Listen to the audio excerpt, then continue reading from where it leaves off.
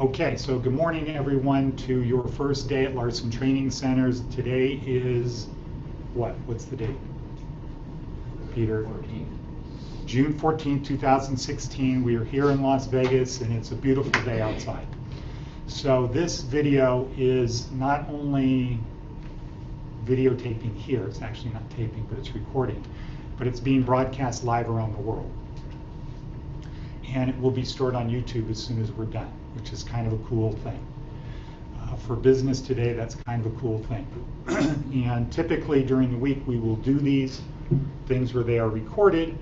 Part of the reason is I can promise you when you're done with this, at some point in the future, you're going to want to go back in, log in, and come back to the class and look at it because it's going to bring back a lot of positive thoughts because of the things that you're going to learn here while you're here. So I'm going to explain why you're here, how long you're here, what the goals are, all of that stuff, and you're going to be able to answer questions. So my name is Edward Bevilacqua, but for purposes of the class, my name is Director. And the reason it's Director is because this is to prepare you for employment. This is not, I'm not your teacher, I'm not your mother, I'm not a CO. I'm going to think of you as prospective employees, and you're going to think of me as your employer. So what you need to do, what you always need to do, is think about 5 seconds ahead and say, would I act this way to my employer if I want to have this job? Because if you build good habits in here, when you get out there, life is going to be much easier. Do you agree? How do they do it in the NFL regarding practice versus the game? Cedric, do you know? You look like you played sports. You didn't play any sports? Track? I played, what did you say it again? Okay.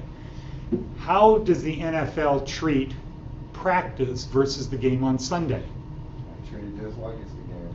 Well, yeah, they actually treat it like the game should be easier than practice. Yeah. Okay, so you work harder in practice so that the game is, oh, okay, good, this isn't that bad. Or baseball. So I played baseball in college. And you see these batters before they get up to the plate, what do they do when they're waiting to play, to go up to the plate? Practice batting. With what? Batting cage. No, right in the game. So you're up, I'm up next. A weight. Huh? A weight. Yeah, they have a weight on the bat. Why?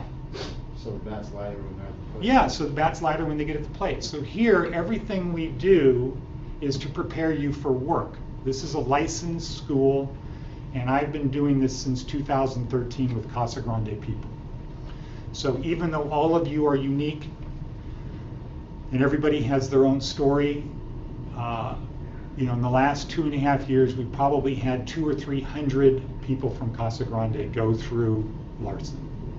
And it used to be, you got on the bus in the morning at 5 o'clock or 5:30, and you take the bus to the school, which was downtown, and then at the end of the day, you get back on the bus at 3:30, you get back here by 6. So that wasn't the most efficient way to do it. So it's now changed, and we're doing it here. And we're doing it here, and we do not get paid. Larson has been in business in California since 1989, and in Nevada since 2013. In California, our students pay. In Nevada, nobody pays. We do not get paid by the state of Nevada or any agency for you to be here. You're here because our campus in California pays for us to have this. Casa Grande does not get paid for you being here. This is a thing that people have decided it's the right thing to do. And Nevada happens to be a state where they get it. What they get is 96% of people get out of prison alive. And the number one reason people recidivate is because they don't have a good job. And the reason you don't have a job is not because you're an ex-felon. The reason you won't get a good job is because you don't have skills. Some people won't hire ex-felons, but yesterday with Lieutenant Scala, we were looking at this list. There's 853 jobs in Las Vegas right now for ex-felons that's listed. Companies that, including American Airlines and these are known companies. This doesn't include Joe's Taco Stand, places like that. But there's 853 jobs right now. The reason ex-felons have a problem getting jobs is because they don't have skills. And when I say skills at Larson, we mean hard skills. However, if you don't have good soft skills, you're not going to get the job anyway. So what is that? What do you think that means, soft skill? Previous experience. Okay. The basics, like communicating well, simple stuff. Okay. So it really is, you're on the right track, but it's attitude. If you go into an employer as an ex-felon with an attitude that is not positive or good, they're not going to hire you, or you're not going to last. And the number one thing comes down to trust. And trust comes down to being honest. So our main focus is hard skills to prepare you for the future. That's our main focus. However, you have to have good soft skills, because you could have great hard skills. What's an example of a hard skill? Trade. Like?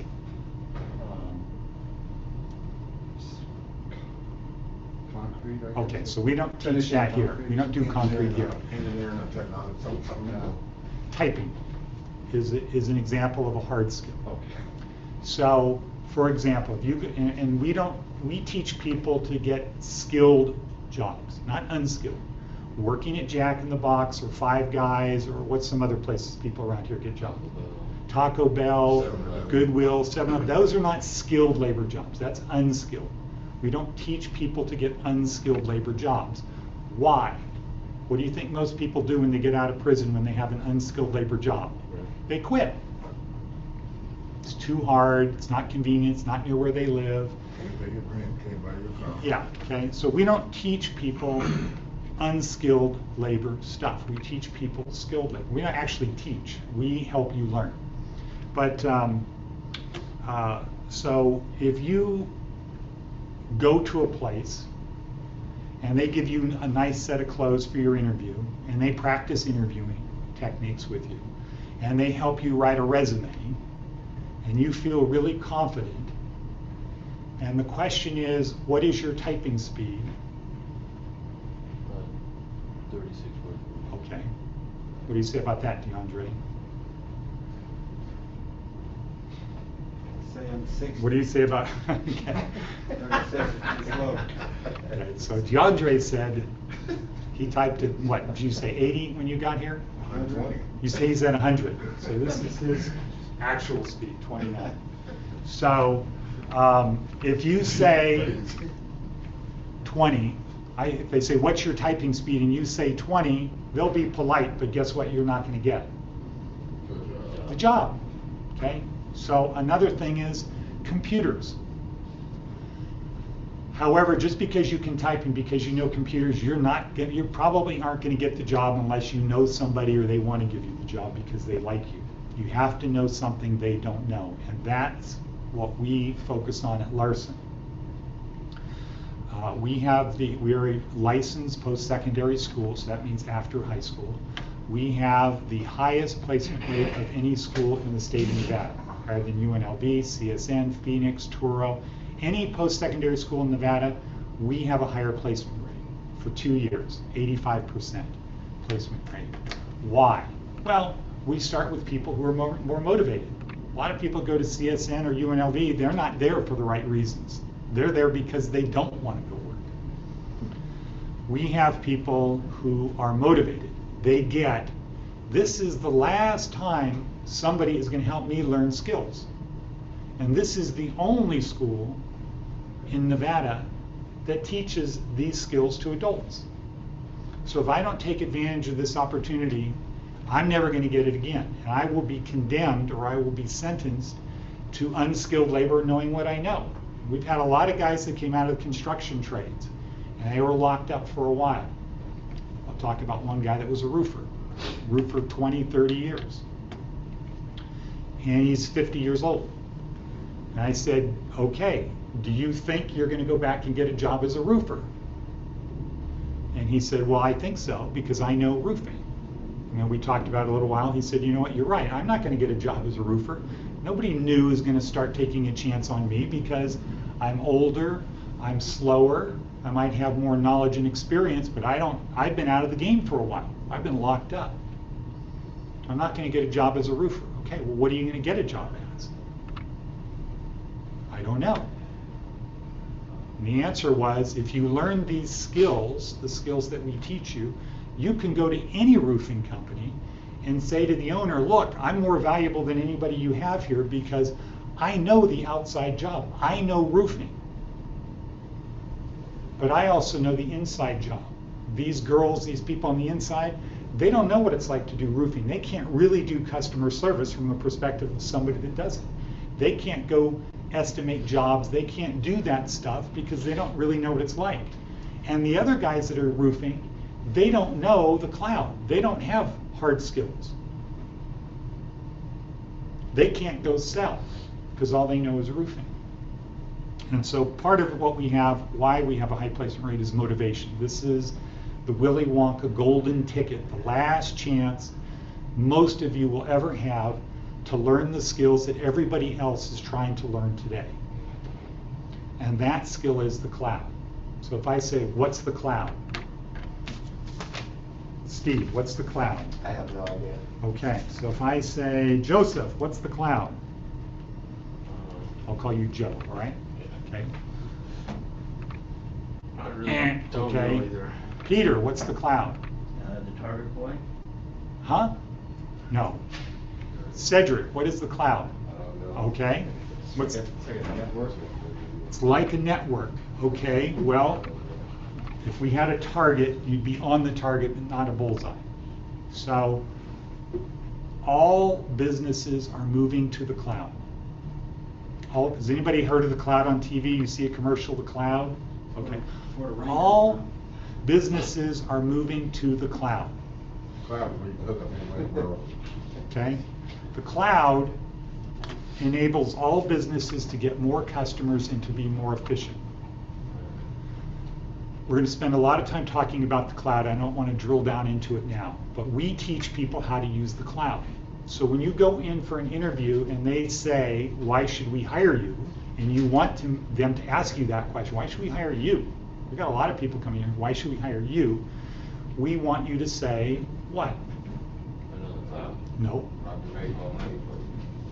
Who said that? I said, Okay. I'm going to make you more money than anyone else. And then you want them to say what? You don't remember that part? Okay. How? How? And what are you going to say? You're gonna explain your hard skills. No. Okay, that's what you learn here. If you knew that, you wouldn't be here. Okay? You, by saving you money. huh? Saving you money. Well, some people save money and some people make money, but the main thing is I'm going to make you money and you will say blah, blah, blah, blah, blah, but I know the cloud and I can bring the cloud to your business. And then you hope they say, well, what does that mean? And then you give them an example of how the cloud is going to help their business. And that's what we teach our students. Now, let me just jump ahead. Let me jump over here on this other thing. You are here until one of two things happen. Either you go out and get a job, or you decide you're going to stay for the whole program. It used to be when you started Larson, you had to go the whole 16 weeks. But a lot of people wrongly said, no, I need to go out and make money. And it really is a kooky thing, because if you go out and make money and you don't have skills, now if you have skills and you can go get a skilled job, if you have skills and you can get a skilled job, that would be one reason to go get a job. But for people to say, I want to work at Jack in the Box, I want to work at Five Guys because I need that 30% of $7.75. I need that on my books. That doesn't work. It's not a good plan. The better plan is to get a skilled labor job so when you get out, you're making good money. That's the good plan. But a lot of people, you can lead a horse to water, but what? You can't make him drink. Okay, so let's go to another expression saying, what's the definition of insanity? Doing the same thing over and over, expecting different results. Right, okay, so here we teach people different skills, and you have to act differently. You have to get, if I continue to act the way I acted or believe the things I believe, the same things are going to happen to me. So a lot of what happens here is we get people to try to see things a different way. And the best answer that you can have is not to argue, but to, if you don't agree, is to say, huh, and just be open to the idea. Because I can promise you anything we say in here is absolutely true. Okay, so you're here until you either get a job, or if you choose to stay the whole 16 weeks, then you can do that, and then you have time to go look for a job. That's how it's been for 2.5 years. That's the way it's always going to be. Now, getting a job here, every day we spend an hour on our employment planning workshop. Getting a job here means a skilled labor job. It does not mean finding out where you want to apply for Five Guys, because Lieutenant Scally is not going to say, okay, you can go interview for Five Guys just because you want to get out of this class. That's not going to be an acceptable reason. But if you said, I want to be in the restaurant business, and I can learn a lot from Five Guys while I'm in here about policies and procedures, then Five Guys would be a good place to work. Okay? So you will all have the opportunity to stay 16 weeks if you want. Otherwise, you get to leave as soon as you get employment. And we spend an hour a day on employment planning workshop. And that is this here, which you will be expected to know and memorize. And it's very logical, and this is the way that real people get jobs. This is the way that people who go to good universities get jobs. This is the way that successful people get jobs. They don't look in the newspaper and see who's hiring and say, I'm gonna be one of the 400 people fighting for that job. And this is the way good companies expect to hire good people. So for example, does anybody know Zappos? Anybody ever hear of Zappos? Zappos? Zappos is what? A little bit of everything, I think. They have like coffee. How did they start? How did they start? I think it was just a Mexican chain restaurant. Wasn't it? No, okay, good guess. Zappos is a cloud-based company that if you like shoes, you buy shoes through Zappos on the internet. Any shoe you want, any size, any style, any color. If you like classic Adidas shoes or classic Nike shoes and you're willing to spend several hundred or several $1,000s for those, Zappos is where you get it. Zappos was bought by Amazon for $1 billion about 5 years ago. The owner's name is Tony Hsieh. Tony Hsieh is a Taiwanese guy. He went to Harvard. He grew up in the Bay Area. You don't want to take it over downtown, ain't he? He's spent $350 million downtown. He bought 90 acres of land, 60 acres of land, fixed up buildings, made it nice. If anybody knows the Western Hotel, what it used to be like 10 years ago, it's now closed down, but it's a nice area. And at the corner of Fremont and 7th, he has a place called the Learning Village. And from 2013 to last September, we were the school located in the Learning Village. And that's where people from Casa Grande would go to school. He didn't own that land. He was leasing it, but he needed it. The guys that owned it wouldn't sell it to him at the right price. So he's not in there anymore. And our campus is now at the Neonopolis. But, so Tony Hsieh, Amazon, bought Zappos for $1 billion. He spent $350 million downtown. And now, because Amazon stock has gone up, he still has $1 billion and the property downtown. So he's a smart guy. That's a cloud-based company. That's where all companies are moving. And you're here until you get a job on this basis. But when they hire people at Zappos, here's what they do. Good people. You fly in. They pick you up at the airport. They bring you to Zappos. They give you a tour. Then you have meetings for most of the day. Different people, different times. And then they have the van come and drive you back to the airport. Okay, what do you think they do next after The van drops you off at the airport. What would you guess they do? This is under the heading of how real companies, good companies, hire people. Write out a contract? Nope. After they send the guy to the airport to drop you off, once he drops you off and calls in and says, okay, I dropped the guy off, they say, okay, you driver, you come back here, we're going to be waiting for you in the conference room. The guy comes in the conference room, the driver, Introduces himself? the van driver comes back to the conference room and he's around all of the people who interviewed the guy who's now on an airplane, or he's at the airport. Huh? Okay. So all the people who are giving the interviews call the van driver in and say what? How was he on the? It's exactly what they say. What was he like in the van on the way back when he thought the interview was over? See what he was really like. Was he polite? Was he a good guy? Because we know he was on his best behavior while he was here. We wanted to beat him up, wear him down, get him tired, because the real interview was, what was the guy really like when he thought he was safe in the van and nobody's watching? That's how real companies hire, because they want to know what the people are like. So we prepare people for that. So when I say you can leave here when you get a job, okay, you have to prepare for a job. It's not just saying, doing the old way you used to get a job, who's hiring? I'm going to go down there and it's just a matter of numbers. If I interview for 50 companies, somebody will hire me. That's not what good companies do. So here's what good companies do.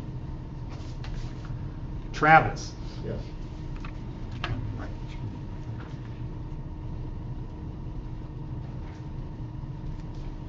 Have you been out looking for jobs? Yes. Okay, cool. Have you been out looking for a lot? Have you been putting a lot of energy into it? I only went out one day. Ah, okay, well, what happened? I got interviewed. Where'd you go? To the different car dealerships on Sahara. Okay, how many? 3. Okay, 2 of them were online, and the one finally had a paper application. And okay, you're telling me about reality, right? Oh, yeah, yeah. Okay. That's what I thought you were asking. No, No. a role playing. Oh.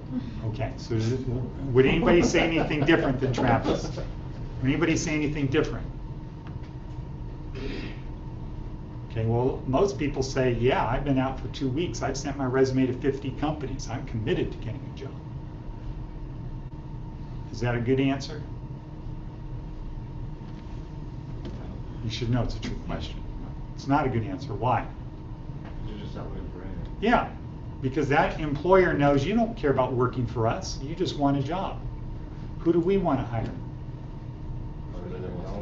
Yeah, we want to hire people that want to work for us. And if you've been out looking at all of these different places and sending a lot of resumes out, you're one of these kooky people that think the more resumes you send, the higher the probability you're going to get a job. The reality is, the more resumes you send out, the lower probability you're going to get a good job. Anybody can get a job in telemarketing, except not here. You can't get one here in telemarketing, but anybody can get a job in telemarketing. So here in Turning Point, you have one resume, right? You make copies and you send it out. In the real world, you have one resume per prospect. You don't, if you're going to go get a job in a hamburger place and you're going to interview at McDonald's, Jack in the Box, and Five Guys, they're all fast food hamburger places, right? Do they think they're the same as one another? If you go to their website under the About Us section, is it going to resemble each other? Like, is Five Guys going to say, here's what we are, and it's going to be, boy, that's exactly what McDonald's said? Or is it going to be different? It's going to be very different. So if you want a job at Five Guys, your resume should use words that Five Guys uses on their website in describing themselves. When they say, here's what we're looking for, what should your resume include? Words from what they're looking for. And do you think Five Guys is different from McDonald's? What's the basic difference between Five Guys and McDonald's?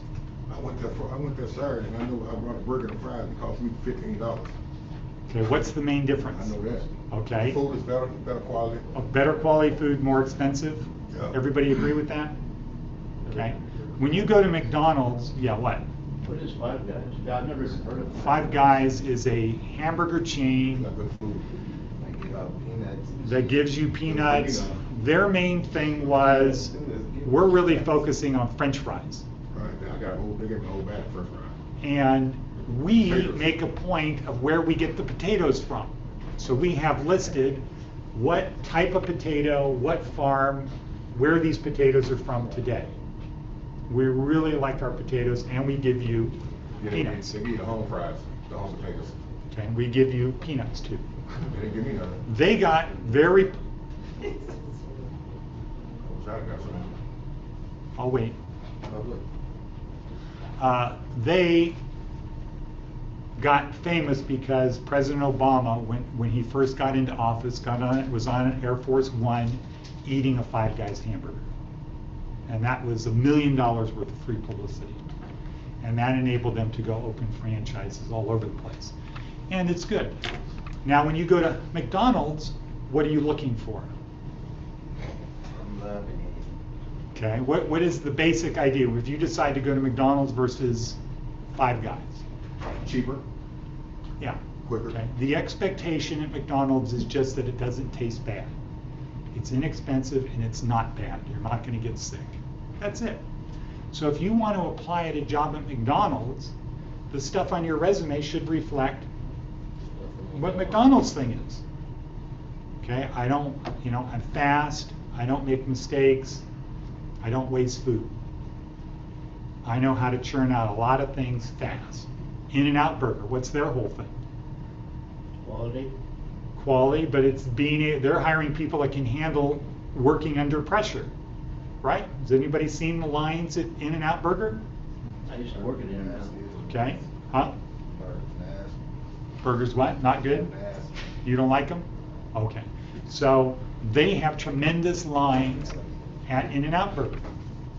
Why? Because the food is relatively inexpensive, but it's higher quality. So people are willing to wait in line to save a little bit of money instead of going to McDonald's or Jack in the Box or Burger King or Carl's Jr. Okay, the point though is real people that want to get jobs don't have the same resume that they send to all three of those companies. They have a different resume. And so here, you get to leave here when you have your plan, which includes, if you're going to go work in a hamburger place, that you would have separate resumes for the 3 to 5 hamburger places you want to go to. Okay, so again, I'm going to repeat it again because for some reason, no, I know why. It's hard to remember stuff. But I'm going to repeat again, you are here until what? So we either find a job or 16 weeks. Yeah, till you decide to stay. And a lot of people decide, you know what? If I stay an extra 8 weeks, that's going to be, $87 less I'm going to take home, but I'm going to have skills that I'm going to take out of here. Or when I go get my job, I'm going to be making more than minimum wage, so I will easily make up that money I lost by staying at Larson for an extra 6, 8, 10, whatever weeks. That's your choice. It doesn't matter to me. I am going to try to get you to want to stay the 16 weeks because I know. And I know for many reasons. And one reason I know is because we've been doing this for 2.5 years. And when people graduate from out there, and maybe if they graduate from in here, one of the things we do is we have our graduation, they get to talk about their Larson experience.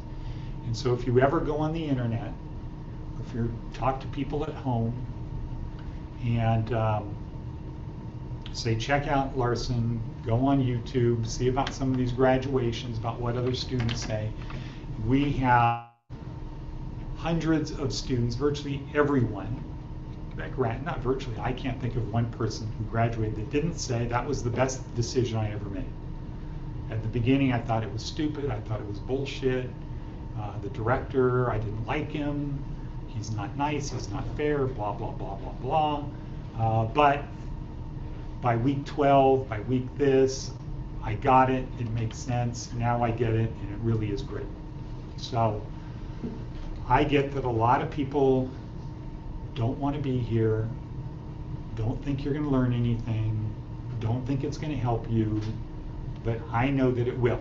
And so if you don't want to be here, that's okay with me, but as long as you're here, I'm going to do my best to make sure you do the best you can. And I can promise you that you can't not learn. We've had people that come in and say, you can't force me to learn. We had a guy in here. He's not here anymore. But up until the last day he was here, he was completely resistant, right? DeAndre? Completely resistant. Would say in the morning, I can't remember how to start typing. I would have to get his machine on typing every day. He refused to remember what one button to click tomorrow. And that's where it was. His screen was just the windows. The last day, though, when he started looking for a job, his attitude changed while he was here because he saw, oh wow, I didn't even know this internet thing existed. I didn't know the power of the internet. I didn't know that I could find these kinds of jobs. But you know, if you are disruptive, so here's how you get out of here. You get a job, you graduate, or you do things that Casa Grande doesn't tolerate. So one thing that's not tolerated is having a negative impact on people who want to learn. Okay, not tolerated. And you know, when it was outside, very matter of fact about, okay, you don't want to be in school, you're going back to Southern Desert, you're going to High Desert. Not you fuck up here because you think if you don't pay attention in class and you want to be a guy who says, I refuse to learn, that we're going to reward you by letting you go get a job. We're not going to reward you by getting a job. You get to go where you deserve to go. You don't deserve to be at Casa Grande if you can't appreciate the benefits we give you. And one of the biggest benefits in life is the ability to learn or have knowledge. So I usually have people ask me two questions when they say, you know, who does this guy think he is? So, you know, the first question is, what do you know about what it's like being an ex-felon? Because if you don't know what it's like getting a job or dealing with life out there, then, you know, we really have to discount what you say. So I got a 7-year term in California for white-collar crime. And California is different than Nevada. Who was in California? Okay, it's different. Yes. Prison in California is different. Quite different. Quite different. And I'm not saying it's better. I'm not saying it's worse, but it's not the same. And I was in labor camp, so I did about 3 years. I was in labor camp, aka fire camp. Labor camp in California is very good in some ways. You have nice, new, very cool uniforms, nice boots, new jeans, everything's orange, but you know, it's good quality. You have enough clothes, you get your thermal underwear. Jeans is orange too? Yeah, everything is orange except your thermals and your hat. Whatever camp you are, your hat is for your camp. Good food, 3,000 calories a day. Coffee, go in the kitchen, get a cup of coffee, milk, juice, water. People eat well because there's a lot of fires, so people have to be in good shape during the season. A lot of projects otherwise. But it's also a lot of work. So for me, I was full pack. So I passed my firefighter training. In California, you go to an institution where you go through firefighter training and you get college credits for doing that. And then you get to go to camp, already trained, and then they put you on a crew unless you're educated, and you don't get to go on a crew. So I was the camp rations clerk, lead cook,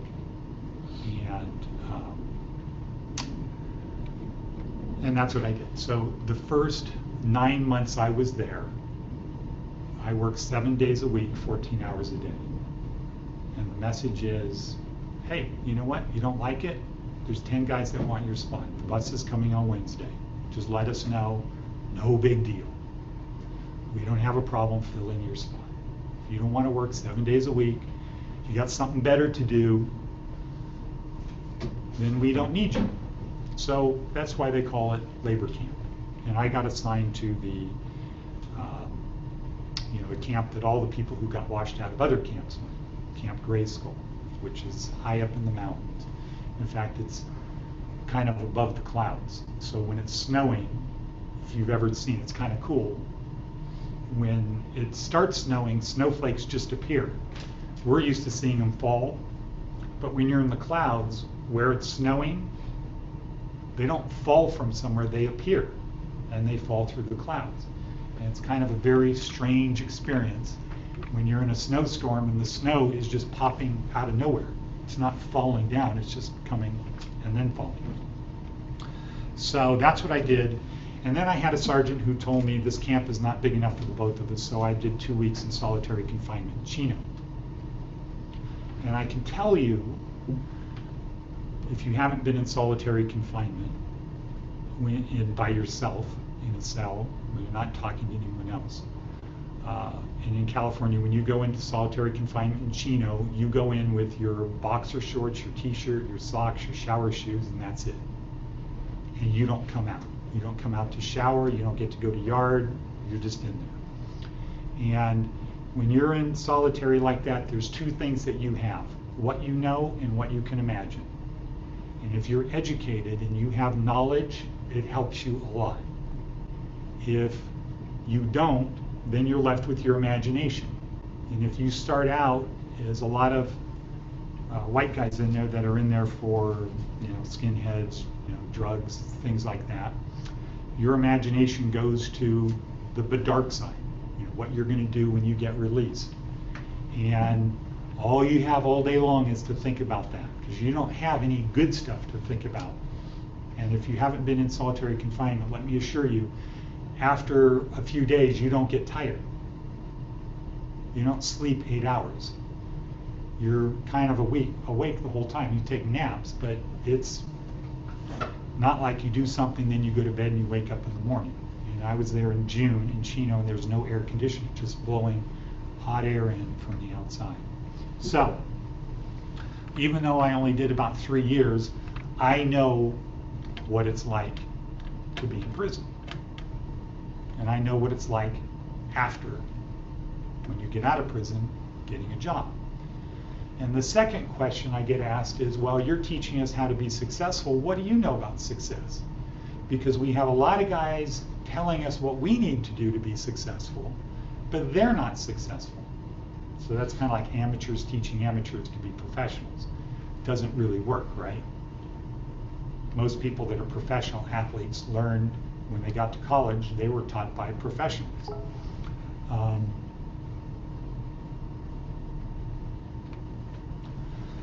So my crime was a white-collar crime. I got 7 years.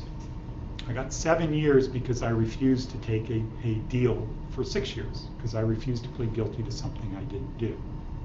Now, if you are, how does it typically work, right? They come and offer you a deal, right? Right, the DA, and what do? What does your attorney do when you get offered the first deal? You say no, right? I want a better deal. I want a better deal. You hold out, and it's just a game of poker, right? Okay. That's what you do when you're guilty. When you're not guilty, you say, I refuse to plead guilty to something I didn't do. So they said, well, we'll let you take this other plea if you'll agree to 7 years. My co-defendants all got 3 years because they said, what do I need to do? What do I need to say? I got kids at home, I'm sorry, blah, blah, blah, blah, blah, blah, blah, wasn't my fault. They got 3 years, and they did them at the restitution center in Southern California, which is like this.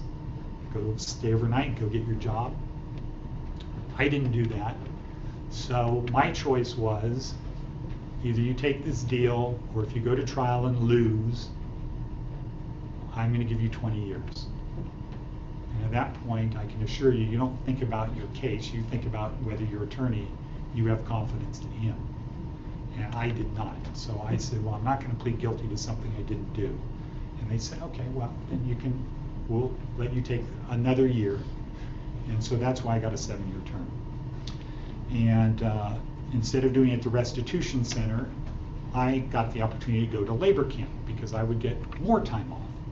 Instead of doing 50% time, I could do 35% time after I had already done a year in county. 8 months in county in California is a county year. So I was in county jail for 8 months, then I got to go to prison for another almost 2 years, 3 years in labor camp. So when people say, well, what do you know about being successful? I say, okay, who here has restitution? Do you? Do you? DeAndre, do you? Do you? No. Do you? Nobody here has restitution? I do got restitution, I think. Huh? I think I got restitution. Okay, so my restitution is $1,000 an hour. Now, if I work 40 hours a week, how much is that a week? 40,000. And let's say I get 2 weeks off, and it's for 50. Let's just say it's 50 weeks. So what is the interest on my restitution per year? Huh? 45. 40,000 a week times 50 weeks. 2 million. 2 million. The interest on my restitution is $2 million a year. That's the interest on my restitution. And so I don't say that to brag. I say that because I want you to get, for a second, that you can't get restitution that high if you're stupid. You have to be pretty smart to have restitution that high. So in answer to the question, what do you know about being successful? Well, I could say a lot of things, but this is an indisputable fact. If somebody goes on the internet, does a Google search on me, they'll see that my restitution is $20 million. But it keeps increasing by $40,000 a week. And I don't make $1,000 an hour. And I don't make anything. I'm not paid for coming in here. But it's the right thing to do. So the point I want to make is if I tell you to do something, or if I say this is what it is like in the real world, this is how successful people work, I'm not an amateur person telling you that. I'm a person who has $20 million worth of restitution. You mean 2 million? No, this is the interest. Oh, the interest, okay. Yeah, that's just the 10% interest on it. That's how they roll in California. Okay. I'm this person telling you this is what you need to do. Okay, so what are my bona fides? Okay, I have a law degree, went to law school. I have a law degree from a university in San Diego. My undergraduate degree is from a school, private university in California called Santa Clara. Anybody ever hear of it? Okay, anybody know Kurt Rambis? Yes. Okay, how about, who was the guy on the Phoenix Suns basketball team? White guy, floppy, Steve Nash. Oh, yeah. Steve Nash went to Santa Clara. Kurt Rambis went to Santa Clara. The governor of California graduated from Santa Clara, Jerry Brown. The lieutenant governor, Gavin Newsom, went to Santa Clara. The head of the University of California system, Janet Napolitano, went to Santa Clara. Before that, she was head of Homeland Security under President Obama's first term. Before that, she was governor of Arizona. She was at Santa Clara when I was at Santa Clara. She was in my grade at Santa Clara. Her father went to Santa Clara with my father.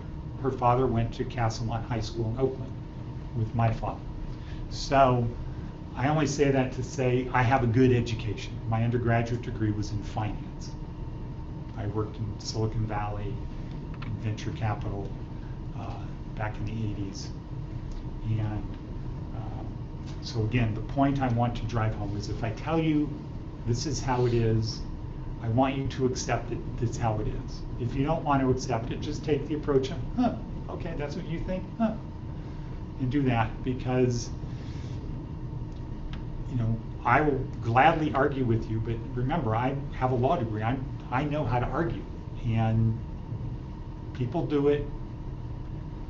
The last couple of years, people like to argue because their skills, their behavior is, they can't just say, They have to keep talking.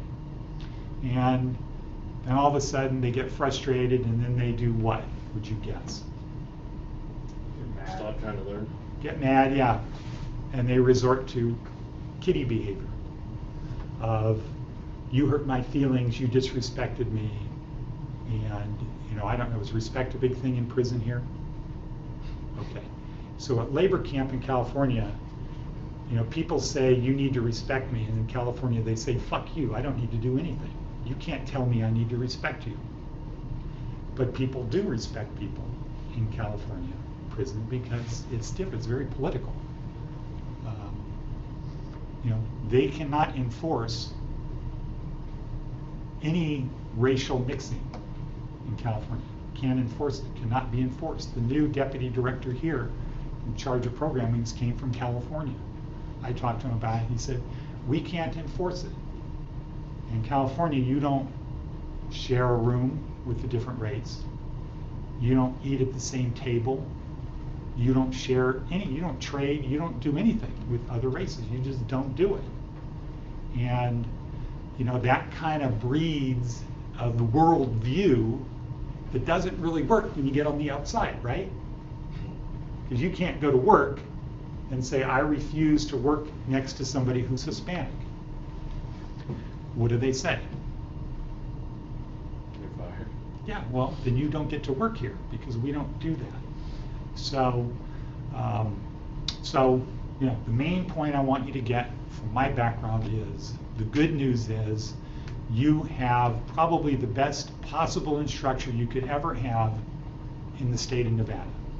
If you were at UNLV, you would not have people who were as qualified as me teaching you.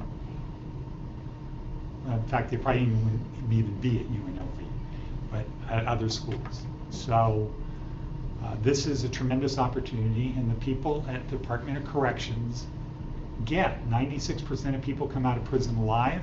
If they don't have skills, they're not going to get jobs. If they don't get jobs, they're going to come back to prison. We don't want them to come back to prison.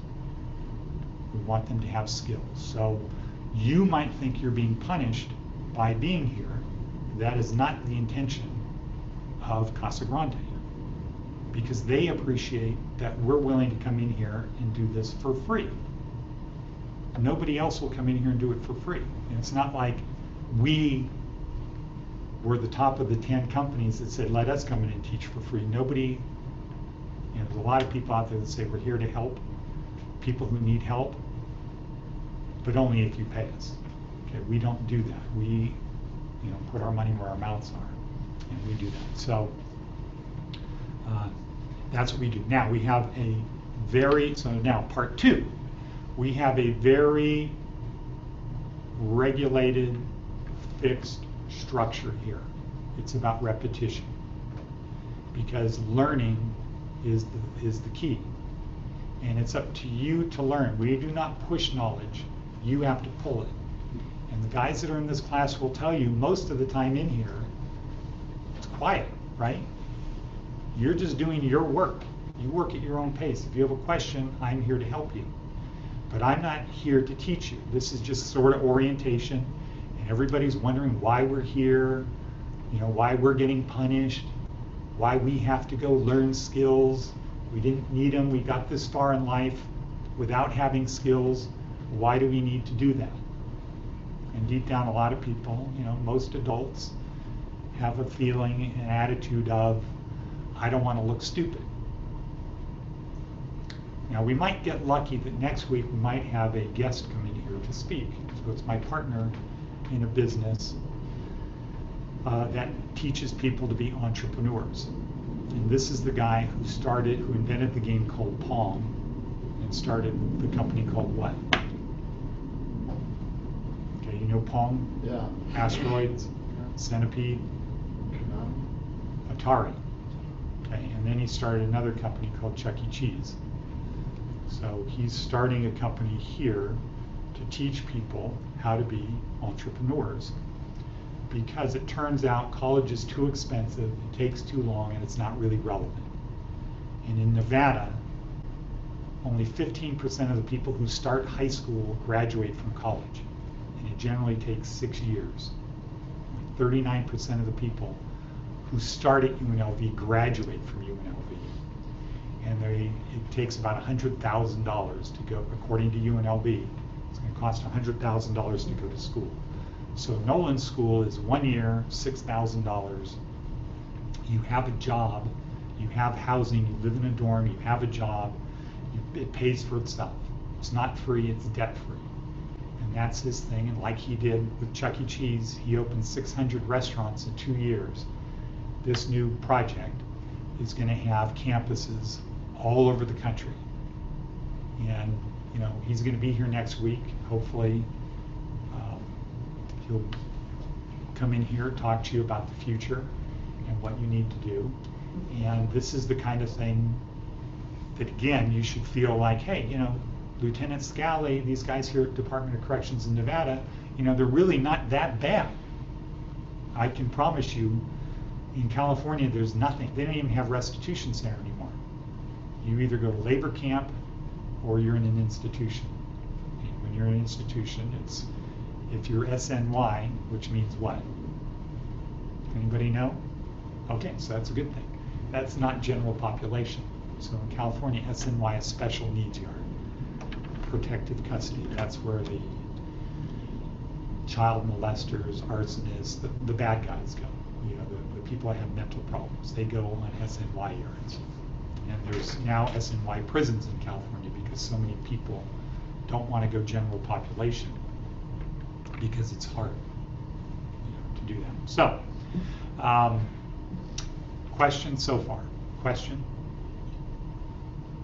You know what you need to do to get out of here?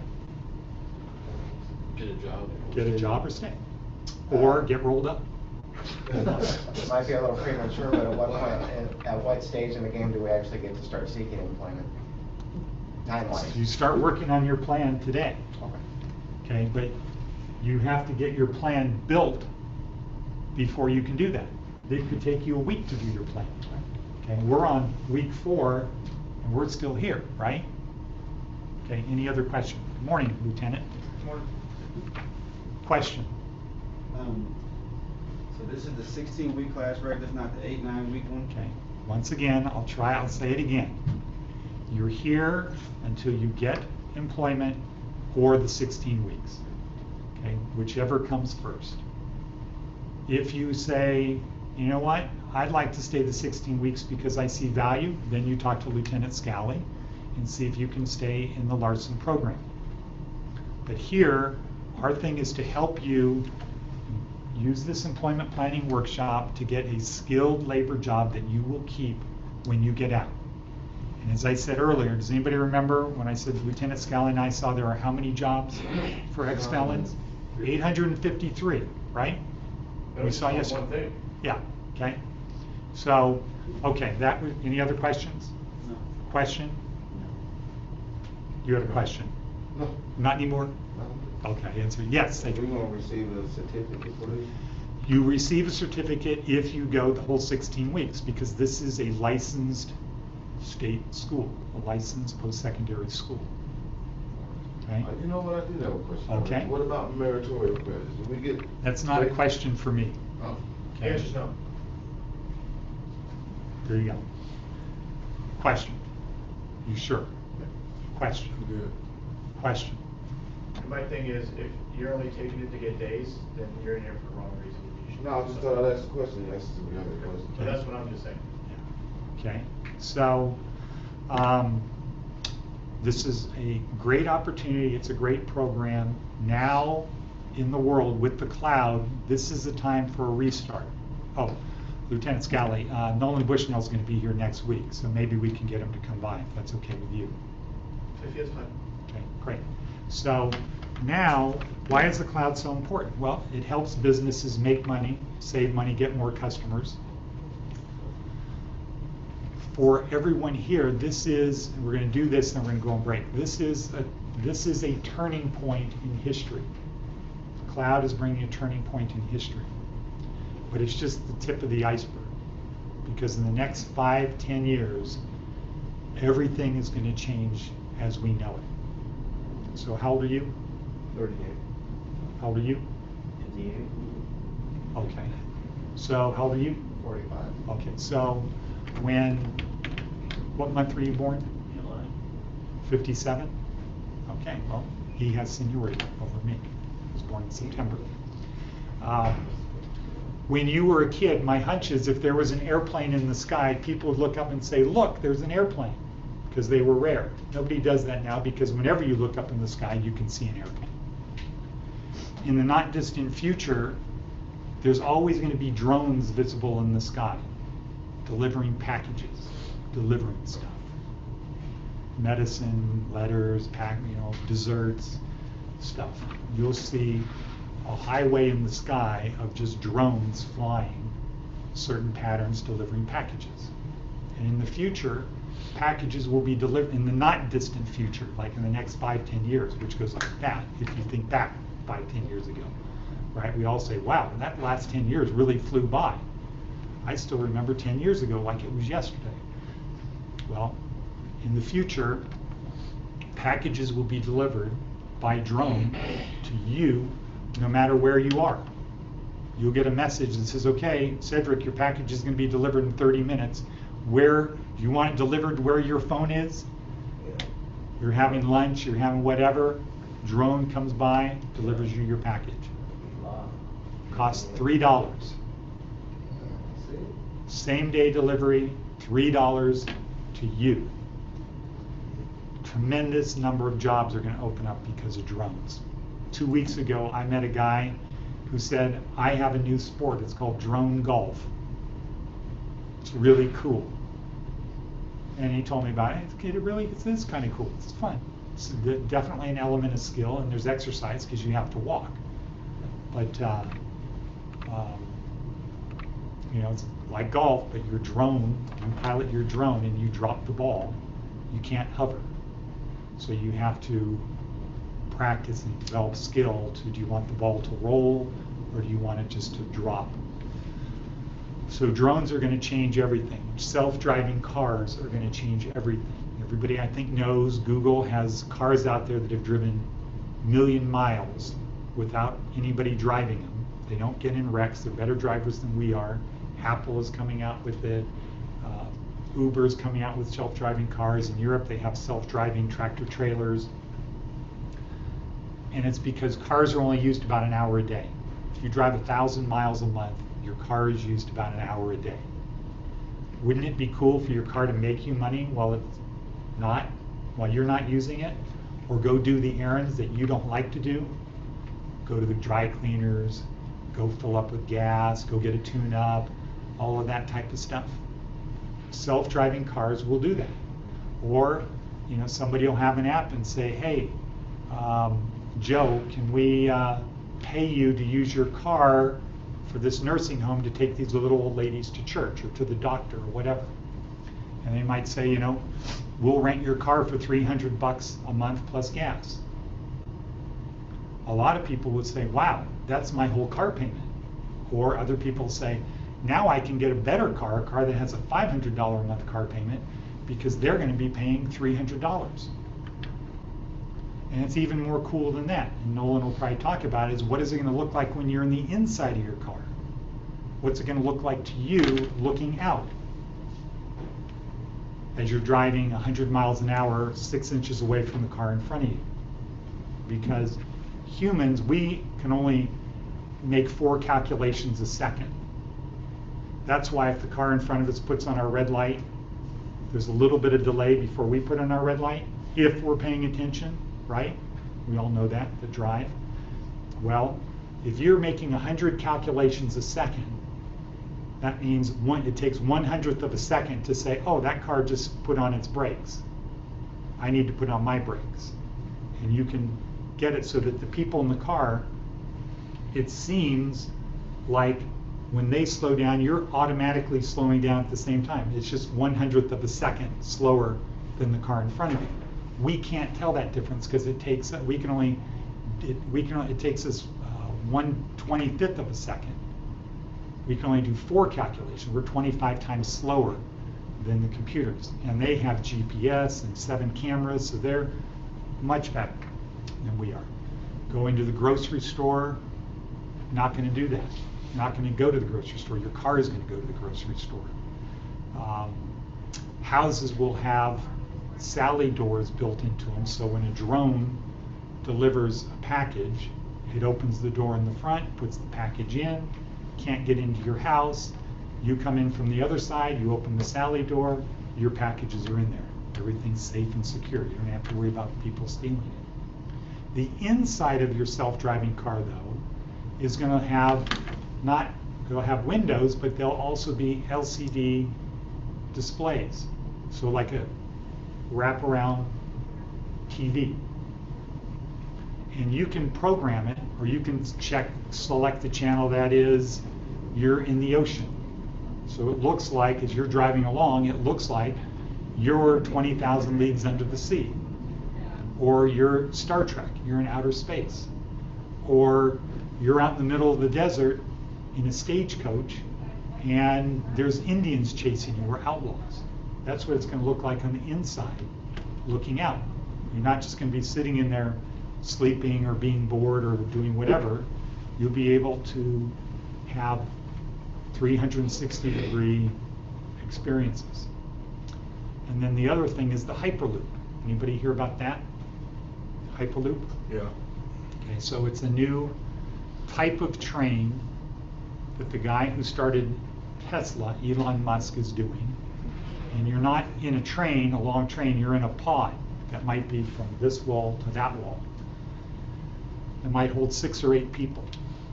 And it's in a tube that has almost no air in it. So there's no wind resistance, so very little wind resistance. And it's levitating on magnets, so there's very little friction.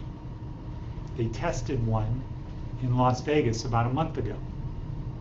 And it went from 0 to 116 miles an hour in 1.1 seconds. This thing will go 700 miles an hour. So that means you could live in Montana and commute to work in Las Vegas. That means for people in the construction business, these places out in the middle of nowhere, if they have water and they're kind of accessible, you can build build tracks to it. There'll be communities where people just say, wow, this is really cool. I want to live on the edge of the Grand Canyon and commute to work. 30 minutes, I'm in this Hyperloop thing, and I'm not looking out the window because I'm in a 360-degree immersive experience. The Indians are chasing me, or I'm in outer space, or I'm in a lecture with Professor Einstein is giving a lecture on physics, or whatever it is. It'll be completely immersive. All of this stuff is going to come out in about 10 years. 10 years ago, I don't know if you guys know, but people walk around today with smartphones. If you go on the bus, you see people on smartphones. Everywhere people are looking at their smartphone. Does everybody know that? Okay. 10 years ago, how many people did that?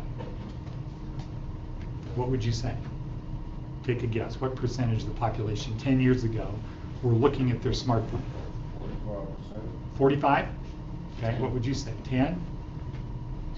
What do you say? I was around 10 or 20%. Okay, 0. There were no smartphones. 0.0 people in the world were looking at their smartphones 10 years ago because they didn't come out until 2008 or 2007. So they've only been around 9 years. And they've completely changed society. It took about 3 or 4 years. The same thing will happen with drones. When people can have a package delivered to you, wherever you are, for $3,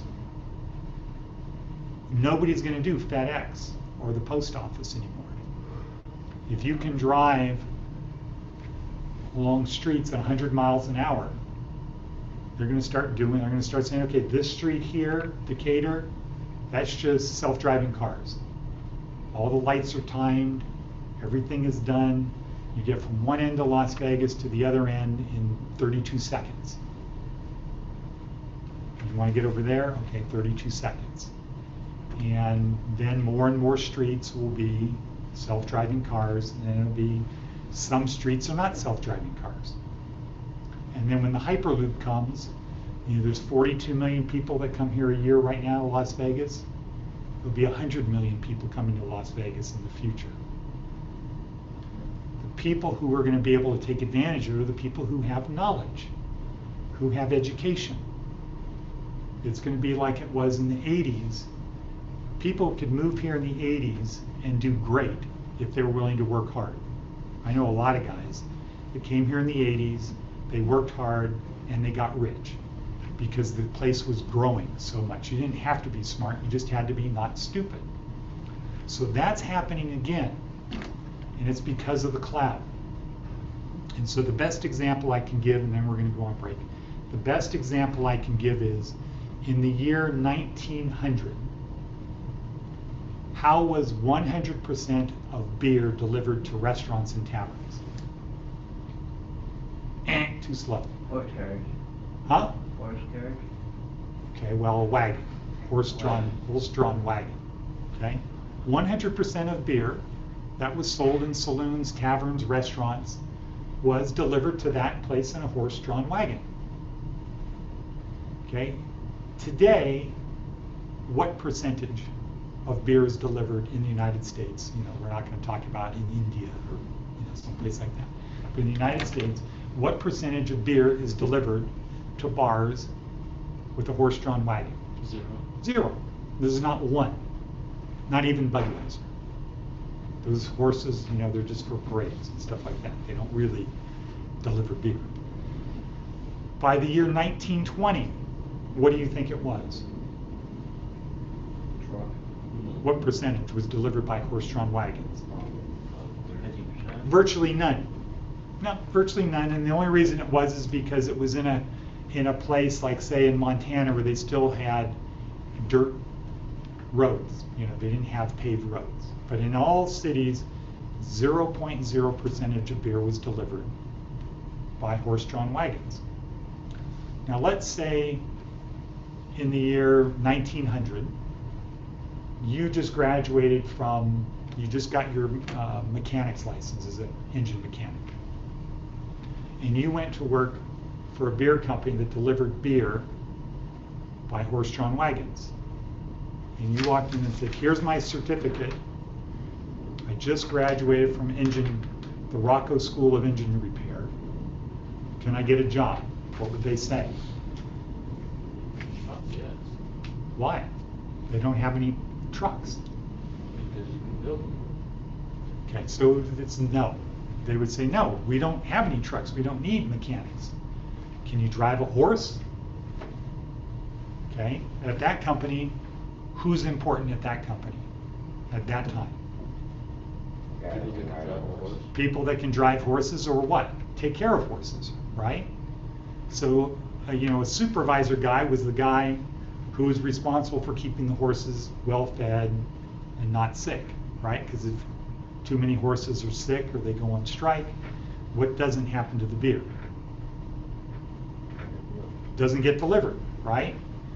Now, at some point we know the owner of that beer company decided we're going to buy a truck. Why did he decide to buy a truck? More efficient. He could deliver more beer at a lower price because trucks can hold more, they drive faster, you can have them go longer during the day, right? His competition was delivering beer. He might be losing locations because other guys could deliver beer that had better beer that couldn't compete with him because he was too far away. Now they can compete. So at one point, every beer manufacturer had to decide, I got to get a truck or I won't be here. Now let's say you walk in the day he decides we're going to get a truck and say, I just graduated from engine repair school. I don't have any experience. Well, I just got my certificate. Do you have value? Absolutely. Absolutely. Who starts not having value? The horse trainer. The horse trainers and the guys who drive the horse-drawn wagons. And pretty soon, when he buys his first truck, somebody goes, right, that used to do a horse, probably 3 guys. First truck, boom, 3 guys going. And do those guys that drive the horse-drawn wagons, do they have a chance to go to engine repair school? Yes. No, because they're driving, they're working during the day. They can't be riding a horse and then going to school at the same time. And probably because they're tired at the end of the day and they have their wife and kids, she's not going to let them go to engine repair school at night. So almost overnight, everything changed. The guys who had job security because they knew how to drive horses and take care of horses had no value. The guys who had no experience all of a sudden had value. The same thing is happening today because of the cloud. In the very near future, the people that get important, the Larson stories, the people, we have 85% placement because our people say, I know the cloud and I can bring it to you. And most people still say, what's the cloud? What? Like here. And when you explain what the cloud is and how it can help them, they're very interested. And they can relate to something else because most business owners remember a day when they grew up, there were no websites. Nobody had a website. And if they were a business owner, they went through this thing of, well, do I need a website? Do I need email? I remember with myself. You might know, when you've got your first email account, you might have said, who am I going to send an email to? None of my friends have email. Or businesses, well, who's going to look at my website? Do you think you could be in business today without a website? Or using email? Be pretty hard. Be pretty hard. So all of those people can get the story that the cloud is going to change everything and you need to move to the cloud. Your employees don't know the cloud. Where are they going to learn the cloud? You going to pay for them to go to school? No. So you have an advantage. That's what we teach here. And well, we don't teach it. So I want to get very clear on that. We don't teach, we help you learn. Because the most important thing is to become what? Autodidactic, which is a self-learner. That is the most important thing. Things are changing so fast now, you have to get in the habit of teaching yourself. Who here has a college degree? Anybody? Anybody go to some college? Okay. High school? Okay. So we all went to elementary school. And in elementary school, the teacher pushes knowledge to the kids.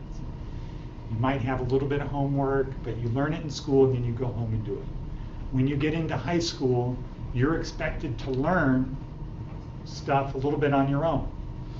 When you get to law school or graduate school, it's completely different. You learn yourself, and the reason you come to class is for the professor to ask you questions to see if you know. Now, not at UNLV, not at CSN, because those are like high schools. But at a good school, Stanford, Harvard, these Jesuit universities like Santa Clara, when you show up for class, or law school, when you show up for class, you're expected to know, and I need to ask you questions.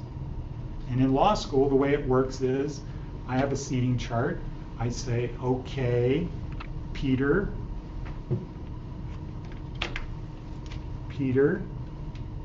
what is the answer to this question? If you know, I put a little check. If you don't know, I put an X. And if you get 2 X's, which means unprepared, now you're on probation for the semester. You get 1 more, you're dropped. And if you think about it, you kind of want an attorney who's prepared, right? You don't want somebody who says, well, sorry, I didn't have time to prepare for trial. My kid was sick last night. We're just going to do the best we can, and let's just hope the judge gives us some love. That's not acceptable, right? So we're used to teachers teaching. Again, when you move up to real schools and graduate school, they don't teach, they just help you learn. they give you an incentive to learn. So when I say teach, I don't really mean teach. I mean, this is at your own pace. We have a regimented thing. We do the same thing at 8, the same thing at 9, the same thing at 10, 11. Fridays is test day. But we do the same thing at the same time virtually every day. There are some exceptions because, you know, we're tweaking the system here. But that's the idea. Now I said we were going to be done with that, but I need to close with Fridays is test day. There's a test at 8, a test at 9, 10, 11. This school is evidence-based background. So all of the stuff that you do every Friday, all of your tests are kept in the cloud on your file, so Lieutenant Scally and everybody can come in and see how are you doing. How did you do last week compared to this week?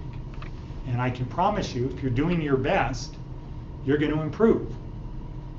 If you're trying not to improve, you're going to stick out like a sore thumb. And the powers that be are going to say, what's this guy's mental malfunction? Why does this person refuse to improve on typing? Or whatever, brain mush, or whatever else they're this. Why do they refuse to do it? Why, if we have the same question, and we have the same question on the tests every Friday, things that you're expected to know, and if you keep getting it wrong, the people that look at it say, what is this person's problem? It's the same question, exactly the same question. They were given the answer last week when they got it wrong. Why are they getting it wrong again? And that goes back to you. And that goes back to where we started, that if you do the same thing, what's insanity? Doing the same thing over and over, expecting different. Yeah. So if you just go with the flow, the program works. If you become resistant, then other people are going to notice, everybody else is moving along, you're not moving along. What's the issue? I'm pretty confident that the guy that got rolled up, not rolled up, the guy that's not here anymore, I think his problem was he had a low IQ and he also was concerned about being embarrassed. And so a defense mechanism is if you're going to do something and be embarrassed, what is the thing you do instead? Well, you don't participate. Okay, I don't want to play that video game because really I don't want to be embarrassed. I don't want to look stupid. I'm not going to play, but I'm not going to say that. I'm going to have a different story. So we had a combination of very low IQ and not wanting to be embarrassed. So the strategy is I just won't participate. Okay, I should have had the discussion back when he started of everybody goes through this. Where if anybody knew this, we wouldn't be teaching it because you'd already know. So don't have that attitude, because if you go to work and your employer says, I want you to do this, and you say, I don't know how, and he's going to say, so? Now what's your next move? Do it or quit, right? But what's the message that is in his brain? I asked Joe to do this. Instead of saying, okay, I'll do my best, he said, I don't know how. So the next time I need something done, am I going to ask Joe? No. Okay. Might I ask Steve? Because Steve always has an attitude of how can I help you? What can I do to make you money? I'm here to make you money. What can I do to help you? It's like who saw Forrest Gump? Anybody see the movie Forrest Gump? Yeah. Okay, why was he successful? He kept going. Okay, why was he successful? Because every time somebody who was an expert told him to do something, he did it. Started with his girlfriend, run, Forrest, run. Okay, he ran, right? He got on the football team, run, you son of a bitch. What did he do? He ran. He's in the Army. Hey, somebody needs to go in that foxhole. Hey, Gump, you do it. Okay. His guys get shot. What does he do? He keeps going back to get Bubba, save Lieutenant Dan, gets on his little shrimp boat, right? Just goes out and does it. Because somebody said, here's what you need to do. He just did it. That's the kind of people employers want. People will just do their best and say, okay, they don't expect perfection. Okay, any last questions before break? No. Okay. Yes? Before I get the same question wrong again, can you explain what the cloud is? Okay, so the cloud is The internet. the internet, 2.0? well, 2.0, but we're used to having programs stored on computers, right? When people had a computer back in the old days, you go buy a program and you put it on your computer. Do word processing, it's on your computer. You want somebody else to have it, you what? Email it to them. Before that, you put it on a thumb drive. Before that, you had a floppy disk, and you give it to them. Okay, the cloud, everything is now out there somewhere, like a cloud. You don't really know where it is. It's just kind of this thing there. You can see it, but you can't really touch it. Okay, so it's everywhere. Your documents are everywhere. And in Word, what's Word? Word processing thing that virtually everybody knows. You create a document, it's stored on your computer. If you want me to see it, you need to send it to me. Google is cloud-based. It looks like Word, except it's not stored on your computer, it's stored up there, and I can be working on it at the same time you are. And wherever you go, as long as you can get on the internet, you have access to your stuff. So it's collaborative, and it's free, and it's easy, and it's fast, and it's always updated. So more and more programs are not stored on your computer. They're stored somewhere else, and you just need to log on and you have access, and you can share it with other people. Okay? And now you can put it on your smartphone. You can do almost everything on your smartphone that you can do on your internet-enabled computer. So the cloud basically is taking software, moving it from your PC to being up on the internet somewhere, where you log on and you have access to it, instead of on that. And it's better and faster. So if you're at work and your employees now can collaborate on a document, hey, let's come up with the sales plan. You have people all over the place, and they're looking at the same document, and as you type something on your screen, on my screen 500 miles away, I see that what you just typed on my screen in real time. Not a second later, not a half a second later. As soon as you let go, I see it on my screen. Or we're talking on the phone. Or you have videos like this that now is being broadcast for the whole world. As soon as I hit stop, it goes on YouTube. I can then make it private, and I can turn it into a library for here, or a training video for work, or a sales video for work. Now I can train a lot of people, or keep track of a lot of people, or go get customers, because we just had some event at our restaurant. This famous person was here. I took out this thing and was broadcasting it live so people could watch it. Now it's on that, and I'm putting it on my website, etc. So we study 8 Google apps, 8 different apps. And the idea is you go to your employer interview, and you can talk about the 8 apps, but you have one app that you have prepared for them. So when they say, well, how can the cloud help my business? Oh, well, let me just show you one example. I'll show you this map that I did that has where your customers are all located. And here's the place to do this type of advertising campaign, and here's how we do it. And over here where you don't have any customers, we have a different campaign that's for new customers. We make people an offer they can't refuse. And we give them a phone number, and when these people call in, they get this message. When those people call in, they get this other message, and it's really cool and great, and life is going to be wonderful. So you'll learn more about that. But basically what I want you to get from today is it's taking software off of your desktop computer and moving it to the internet. So you can access it from anywhere at any time with other people. Instead of it's there and you share it with people when you're done. This is real-time collaboration.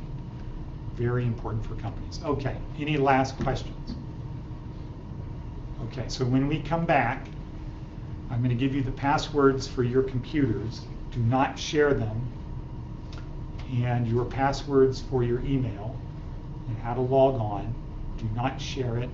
Casa Grande is given these email addresses and passwords, and they will check it. And if you're doing anything you're not supposed to do, automatic, no questions asked, you're out of Casa Grande. Never ever to return again. Just do what you're supposed to do. Fight your temptation to take advantage of the situation. Act like you would expect a good employee to act. Be trustworthy and honest. Develop those skills. I know it's hard, but do that. So we'll do that. We're going to do typing, brain rush, and let's come back at 5 to 10. Okay, so we'll take a 12-minute break. I gotta leave my folder here. Yeah. Doesn't matter. Do you have a signing paper?